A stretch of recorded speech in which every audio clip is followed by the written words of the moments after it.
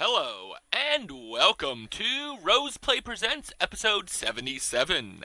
As always, I'm your host, Aurian MoonROse, and today we'll be continuing the E3 coverage with the PC gaming event. So here on Rose Play Presents, which I forgot to mention last time, which also I apologize for trying to extend it. I was trying to make it 10 minutes just to make it 10 minutes, but there was not a lot to cover in that one.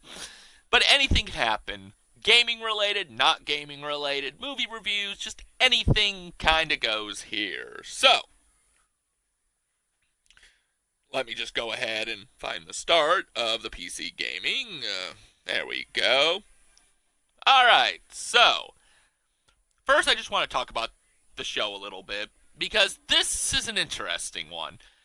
When I first started watching the PC gaming show, I really wasn't too keen on it. Over the years, it's grown on me. I mean, they do show trailers for more than just PC-related stuff, but, it is PC click.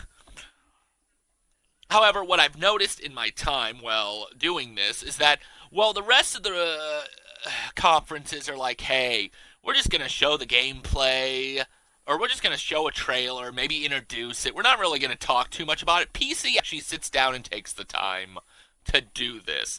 They'll bring out creators still, and I really enjoy that. I kind of sometimes wish that E3 would go back to that in some retrospects. I do enjoy listening to the developers show off a level or talk about it or something to that effect. But anyway, enough talk on that.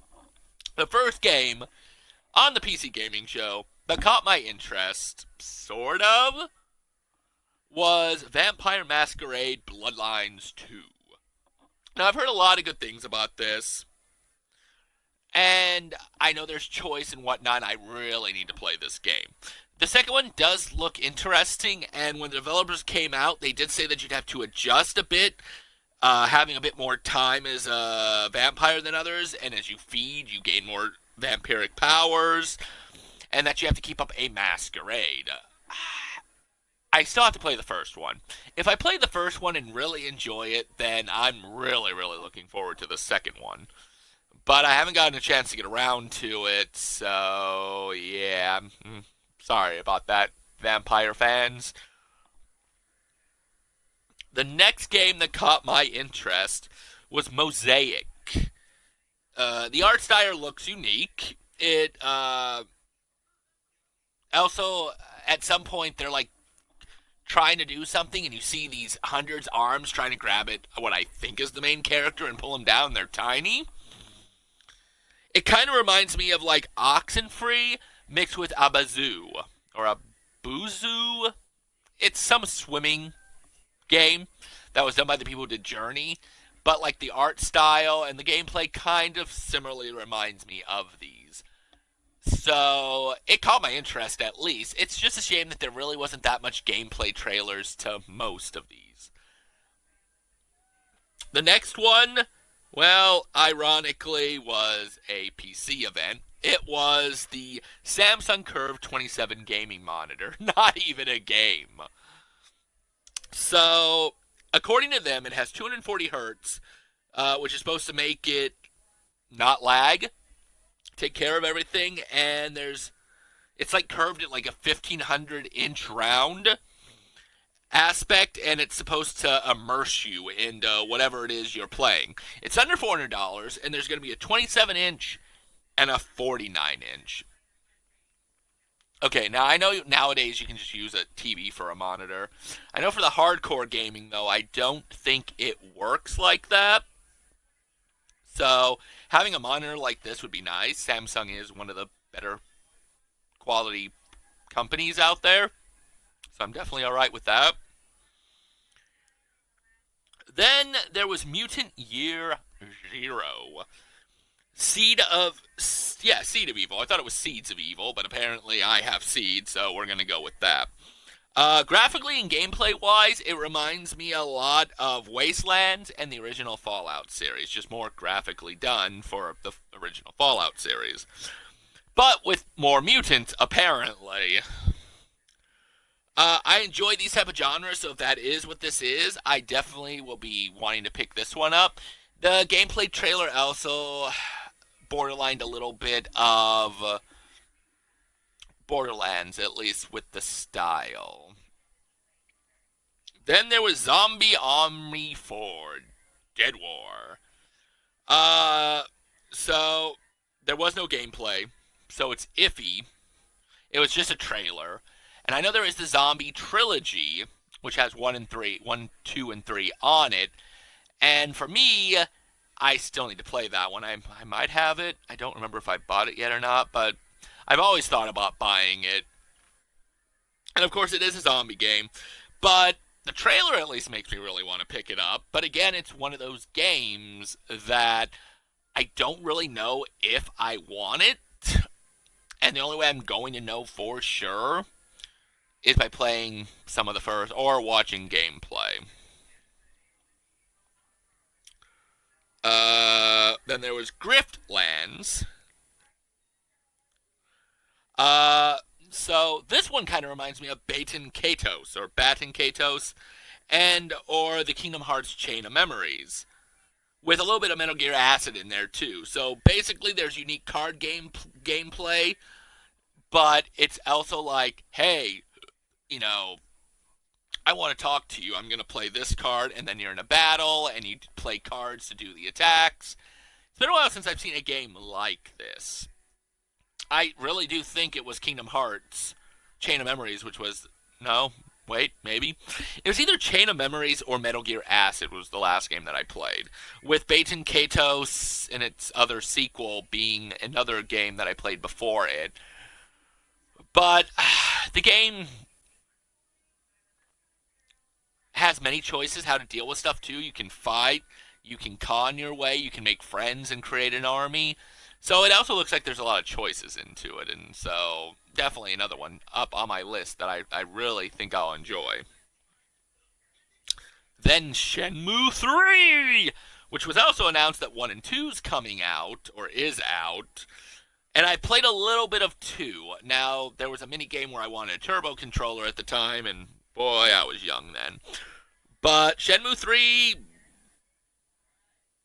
looks just like I remember it. Like, the graphics seemed like maybe updated a little bit, but they didn't, like, advance it or anything. They kept everything the same type of graphical gameplay. I know it's story choices and mission-based. I know a lot of people like this game. I'm one of them. So Shenmue 3 is definitely going to be a pickup for me. Then there was...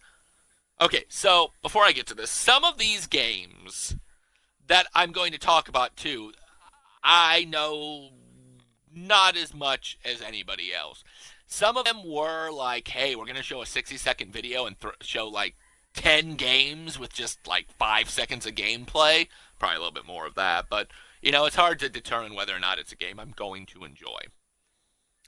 But the next game was Solar Ash Kingdom, which, again, quick glimpses. But this one had the style that reminded me of cel-shaded Prince of Persia, and it had the gameplay of Ninja Gaiden. What can I say? I guess there is Solar Ash Kingdom in it. First I thought it had Gaiden, but Ninja Gaiden, Gaiden, there's a lot of different ways to pronounce that. I know there's probably a correct way, but... But, so just the fact that the few seconds I got a glimpse of that, it looked neat.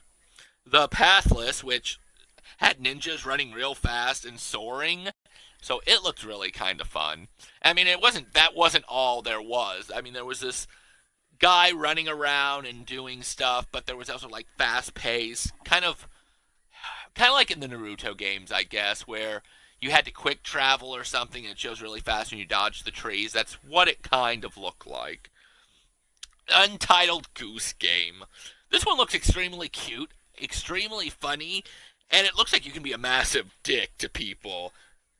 Like, there's one scene where it shows quickly this duck moving a cardboard box, and this guy's coming at him, and the duck drops the box, and goes, quack, quack, like, tries to bite him. So, I mean, other than it also having the most unique name ever, an Untitled Goose Game, I don't know if they're going to change the name of that, but honestly, they should keep it because it's cute as is. And then there was Atomic Ops, which looks like a top-down shooter that has weird anime or weird enemies, but in an anime style. So the characters looked anime, the enemies looked anime. It just looked like they were panning down from the top and showing them shoot people up. And I want to say it's sort of reminiscent of oh, what is that game? That it's sort of reminiscent of. Hey, I can't remember. That's nice. Whatever the case, though, it looks like it could be fun. Then there was Chris Tales. I'm in, I'm in love with it, especially since it says it's a love letter to RPGs. It has time mechanics. I mean, don't get me wrong. It's not just time mechanics. They literally show a scene where it's split into three screens, and one's the past, present, and future. You do stuff in the past to affect the present and the future. So, I mean, the time mechanics even look interesting. It's the graphics look kind of like Child of Light, but I don't know, just something interesting about this game. Like they didn't show too much of it. They showed more than they could have shown, but they didn't show too much of it. They just showed a lot of like three screens, and I don't know if that was just part of the video or if like there's a way to do that where you can activate all three time zones and you could like move something and it shows it move in the present and the future, or it syncs, like let's say for instance you move a mailbox to this one spot where it doesn't exist now because it flooded or something. Like I could see you moving the mailbox, it shows it moved in the present and then into the sea. So kind of like a puzzle mechanic. And that would be pretty neat if they did that. And the final game that caught my interest, because let's be fair, Borderlands 3 got explained in previous conferences. All I gotta say is that the questions they asked were amazing, and I'm really pumped to play 3. Was Valfaris, which looks like a 16-bit Castlevania, but gun-toting. Like, balls to the walls guns. I mean, I've played Castlevanias that have some shooting mechanics, but this is like hardcore. You're going to, you know, you're going to need something. That was all the games that interested me at the PC Gaming conferences. There were more games. Other people will cover them. Like I said, this year I was only going to... like, the first year we talked about every game. The second year we watched the conference. This year I just want to talk about games close to it.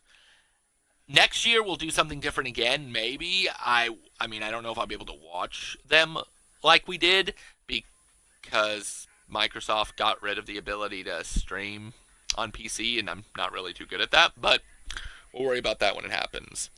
So, I gotta go back.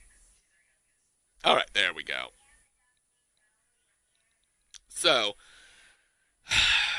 all in all, like I've said, I'm really starting to enjoy the PC gaming show more and more every year. It feels like a natural conference, and it'd be neat if they would do that in some of the others, or like if Sony even decided to have its conference this year, which they decided not to. They had a direct, which I probably won't cover. But anyway, I would say the best game that I saw, that I mentioned, mind you,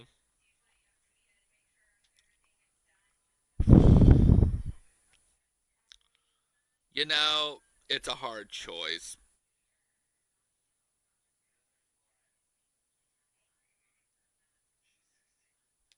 It really is a hard choice. I want to say though that it's Chris Tales because of that possible RPG time mechanic of past, present, and future. If I had to choose one that didn't seem so spectacular, it would have to be, I believe, the Valfaris.